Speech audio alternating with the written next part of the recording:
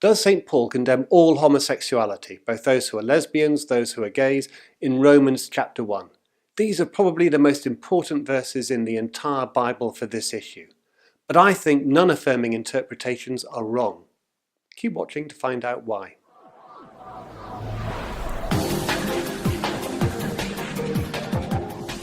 Sometimes people claim a plain reading of Romans clearly condemns lesbianism and homosexuality. If you take the word of God seriously, you need to take Paul's condemnation seriously. The thing is, though, the people in Paul's churches might have thought that the plain meaning of Romans was something entirely different. How come? Well, the past is a foreign country. They do things differently there. To understand Paul's letter to the Romans, we need to understand Paul's world.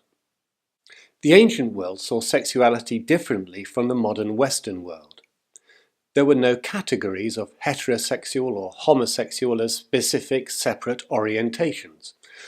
There was occasional comment or recognition about certain people who only favoured their own genders, but this was rare. The main categories for sexuality revolved around practice. Who was the dominant active partner in an encounter, the one doing the penetrating, and who was a submissive passive partner. Status mattered more than gender. So to maintain high status, a free-born male had to be the dominant active partner in an encounter. In contrast, a woman, who always had lower status in that society, should be the submissive passive partner. In general, a high-status person had to be the dominant partner. A low-status person, or someone with no status, should be the submissive partner.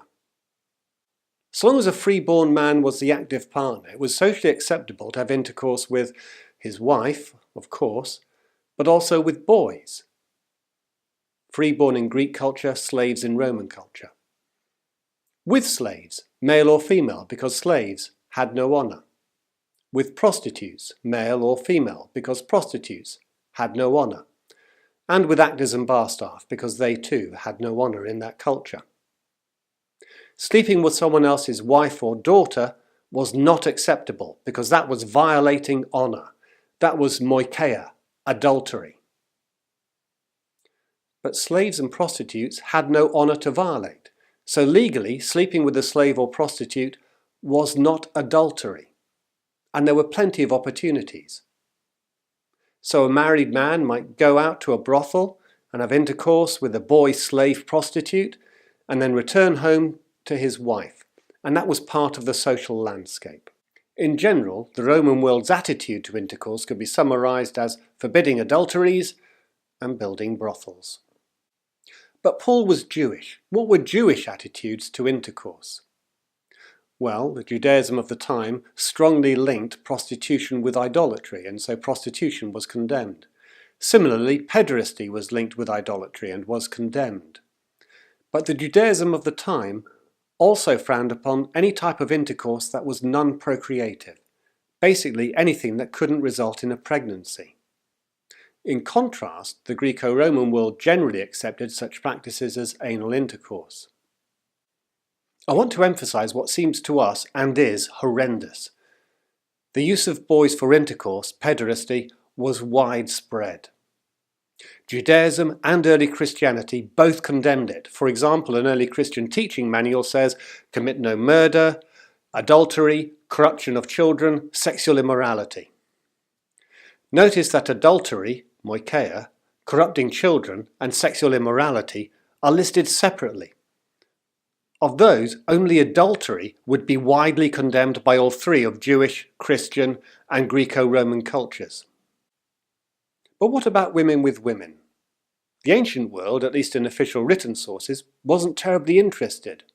Now, in part, that's because intercourse wasn't seen as really taking place because there was no penetration, and in part because the male-dominated society wasn't terribly interested generally in what women said or did. And that's true both for Greco-Roman and Jewish sources. Now, this isn't to say that female-female sex didn't take place. We know that it did from written spells and dream interpretations and other evidence that's been relatively recently compiled. But it was generally looked down on in both Greco-Roman and Jewish cultures, but not much talked about. And if anything, the evidence points to it being treated as being less serious an issue within Judaism. That's partly because it wasn't forbidden specifically in the Torah, and partly because, again, there was no penetration involved. And so some rabbis would view it as being similar as an offence to masturbation. It was treated completely differently and separately from male-male intercourse. Okay, that's a broad sweep of the background to sexuality in the ancient world. Let's have a closer look now at Romans 1. Paul is conducting a sting operation here against the Jewish listener. He produces a stereotypical Jewish argument against Gentile society. You can see a similar example in the book The Wisdom of Solomon, chapters 13 and 14. The Gentiles, the pagans, worship created things rather than the Creator, idolatry. And the results of idolatry are awful and evil, and God judges them. And the Jewish listener is expected to be nodding along, going, yes, yes, only to be told in chapter 2, you're no better than the pagans. Paul begins by describing the replacement of God with images of humans or birds or reptiles or animals. Some have seen echoes of Genesis here. And because of this worship of idols, God gives them up. God gives them up to impurity, to dishonourable passions, to a debased mind. So let's now have a look at the key verses, Romans 1, 26 to 27. This is my own translation. On account of this, the gentle idolatry, God handed them over to dishonourable passions, for both their females exchanged the natural usage for the usage against nature. Likewise also the males, having left the natural usage of females, were burnt up in their desire for each other, males and males doing that which brought shame, and receiving in themselves the due rewards which inevitably came from their going astray. There are three areas we need to look closely at. What does against nature mean? What were the females doing? And what were the males doing? Against nature, paraphusin, could mean a variety of things. For Paul, writing elsewhere, it seems to mean going against the natural order of things, and that could be both negative, such as long hair on a man, but also positive, such as the Gentiles being grafted into the olive tree of Judaism. For other Jewish writers of the time, against nature could mean any form of intercourse that couldn't lead to pregnancy. Philo's an example who uses the term against nature in this way. So, prohibited forms of intercourse would include oral and anal. It would include intercourse during menstruation, using any form of contraception, and also having intercourse where you know that one of the partners is infertile. So if you insist on this particular understanding of against nature, be aware that it does rule out oral intercourse. It rules out using any form of contraception. And it rules out marriage between couples beyond childbearing age, or where you know one of them is infertile. Within the wider Greco-Roman world, against nature could also mean excessive sexual desire, desires which go beyond proper normal bounds. Self-control was a key virtue in the Greco-Roman world, and on this understanding, Paul would be condemning the sexual activity as being an expression of excessive, uncontrolled lust. Let's move on to the females. Many people assume that Paul had lesbian activity in mind, but he doesn't actually say two women were involved. He says the females exchanged the natural usage for the usage against nature. Did Paul have female-female sex in mind? In favour of this view, it's parallel to male with male. But why talk about female-female sex first? In the ancient world, dominated by men and where men get talked about first, this is surprising. Now, commentators scoot round trying to find a reason for it. Some suggest it demonstrates Paul's egalitarianism, talking about women first, and others suggest perhaps Paul is taking a really bad example first. But it's odd for Paul to be writing about female-female sex at all. There are very few Jewish references to it in the writings, and there aren't that many more in Greco-Roman world either. And also, Everyone looked down on it. It wasn't seen as a particularly Gentile vice. And also, the early church didn't understand the passage this way for roughly the first 400 years. But is there an alternative understanding? Yes, as we've heard, in Jewish sources, unnatural usage often refers to intercourse which couldn't result in a pregnancy. So females exchanging the natural usage for the usage against nature could be women changing to forms of intercourse, such as anal intercourse, perhaps used as a method of contraception, widely accepted in Gentile society, but not within Judaism. So Paul in Romans 1 could be accusing Gentile pagan women of indulging in what would be seen by Jewish contemporaries as excessive, unnatural intercourse with men. What about the men, though? Except it doesn't say men, it says males with males. Why is this significant? Because males includes boys as well as men. As I've said, pederasty was widely accepted in the Greco-Roman world. It was by far the most common form of male same-sex activity, and it was closely linked with idolatry in Jewish thought. But there's an interpretation which takes not only this aspect seriously, but makes sense of the whole passage, and is also the way that some of the earliest Christian commentators understood the passage. Let's remind ourselves of Paul's argument. The critical failing of the Gentiles, not all humanity, is idolatry, worshipping creation, not the Creator. Now, pagan worship at the time of Paul included goddesses associated with fertility, like Artemis, Aphrodite, Isis, Ceres, and Cybele. Worship of Cybele was said to include all sorts of sexual practices.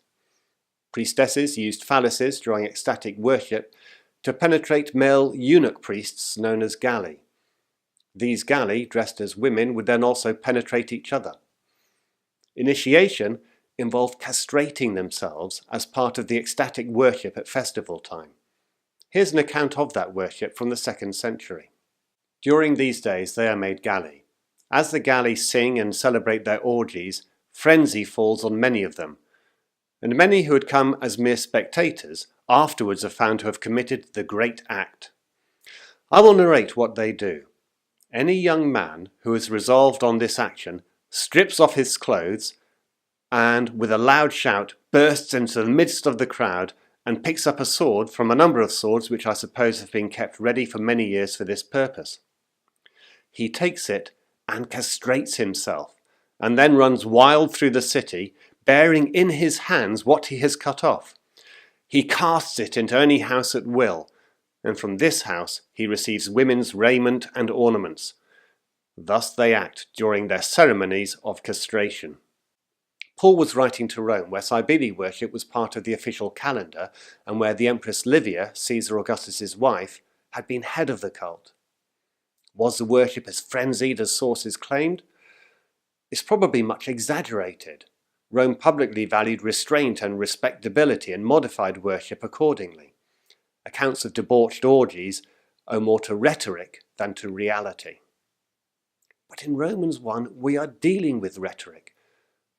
Paul has launched a rhetorical attack on pagans that focuses on the reputation of pagan worship.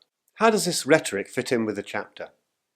Well, in this reading, in Romans 1, 26-27, Paul is still talking about idolatry, directly.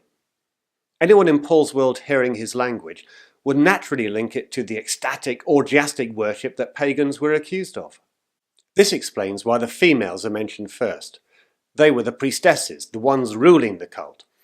It explains the exchange of a natural use for an unnatural one, priestesses using phalluses. And it explains the male-male burning in desire for each other, the male Galli having orgies. It further explains the punishment, the due reward having already been received in themselves. It's a reference to self-castration. And, just like in other Jewish literature, the frenzied pagan worship is followed up by general accusations of all sorts of wickedness. This is perfect for Paul's broader rhetorical aim of springing a trap upon the Jewish hearer who's thinking, I'm better than them, and judging the pagans. Let's recap the different possibilities. Any interpretation of Romans 1 has to make sense of Paul's Jewish background. It has to have Paul criticising practices that are identified with pagans, not Jews. It should fit in with Paul's argument about idolatry and account for Paul naming females first. And ideally, it should match the earliest Christian understandings of Romans. The idea that Paul was writing about people who are lesbians and gays fails at numerous points. No one, Jewish or pagan, categorised sexuality this way. And also it doesn't account for females being named first, and it doesn't match early Christian understandings. The idea that Paul was writing about female and male same-sex activity, not orientation, is stronger.